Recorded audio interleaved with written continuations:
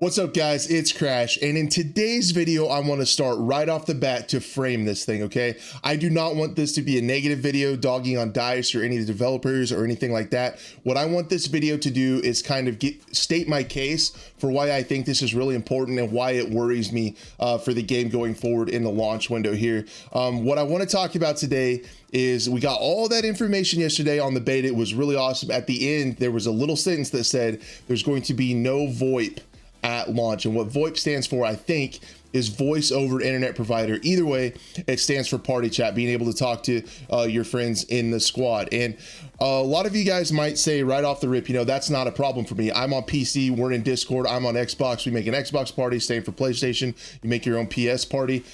But I would caution you that that is not how everyone is. There are people in different situations and things like that. So I did a poll yesterday because I was curious what you guys thought and if any of you guys use Crossplay to hang out with your friends.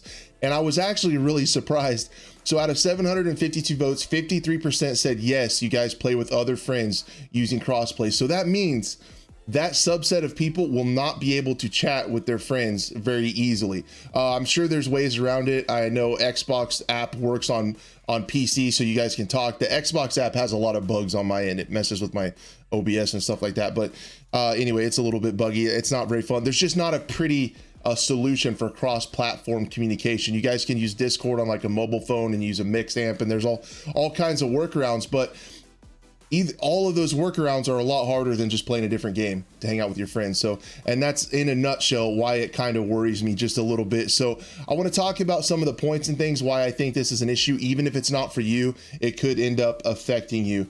They did go on and say they have cross-play parties are going to be enabled at launch. It wasn't in the beta, which is really good, but it seems kind of odd that you can party up with your friends and you can't talk to them. So I thought that was that's just pretty wild to me, in my opinion. I do also realize that Sony did buy Discord, so some integration might be eventually happening there at some point, or Sony just bought Discord to keep it away from Microsoft because that's what they were thinking about doing. But anyways, I don't think it's going to be too big of an issue if you're just playing alone or you're playing with a couple friends on PC and some other randos. And in Battlefield and All Out War, talking to randos really isn't that important. I'll definitely concede that. But a lot of these games have a social aspect now, and they're how friends hang out. I have several friends that I don't live near anymore, and we still keep in touch and hang out playing video games. And the other thing that really bums me out is I have a lot of console players that come by my Twitch streams at Twitch TV /Crash8.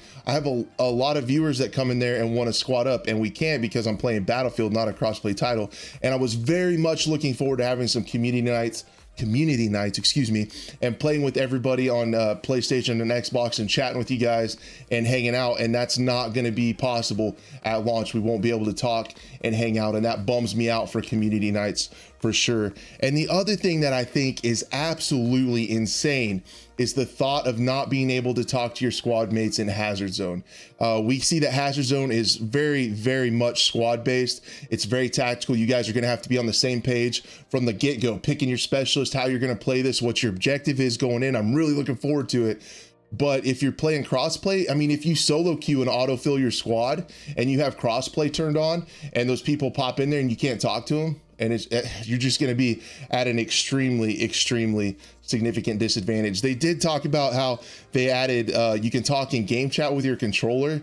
That makes my brain hurt trying to think how you would type with a controller. I just have a boomer mind and I might not be able to wrap my head around it. There might be some magical way you can type with a controller, but I don't know what it would be. Anyway, guys, that's kind of the case for it that I have, that why crossplay communication is really important. It's just that feature is for friends to play together. And when the reason to play together generally is to talk and hang out, and where you can't do that, it defeats the purpose just a little bit, in my opinion. Again, I wanted to bring awareness to this issue, so hopefully it's one of their top priorities when they start talking about patches early in the game's launch window. Because let's face it, guys, this fall, this game is going up against some heavy hitters, especially with the delay. So it's putting us right in that window, and I want to see the game succeed. And that also leads into my next point. If that doesn't affect you, if your friends are all on the same platform, it's not an issue.